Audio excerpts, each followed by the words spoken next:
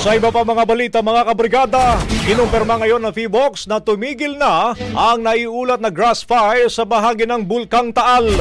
Ayon pa sa ahensya, nawala ng sunog kaninang alas 5:20 ng umaga. Matandaang na-detect ang grass fire alas 11:24 ng umaga kahapon na siyang nakakaapekto sa Taal Volcano, Bininsyang Munti or Observation Station. Paglilinaw pa ng PHIVOLCS Director Teresito Bacolcol, ang insidenteng ito ay hindi dulot ng aktibidad ng bulkan. Hindi pa raw nila natutukoy kung ang sanhi ng naturang sunog ay man-made o dili kaya matinding init lamang ng panahon.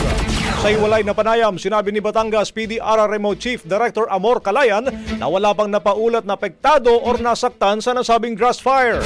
Sa ngayon daw kasi wala namang tao at bahay doon dahil ito itinuturing na no man's land.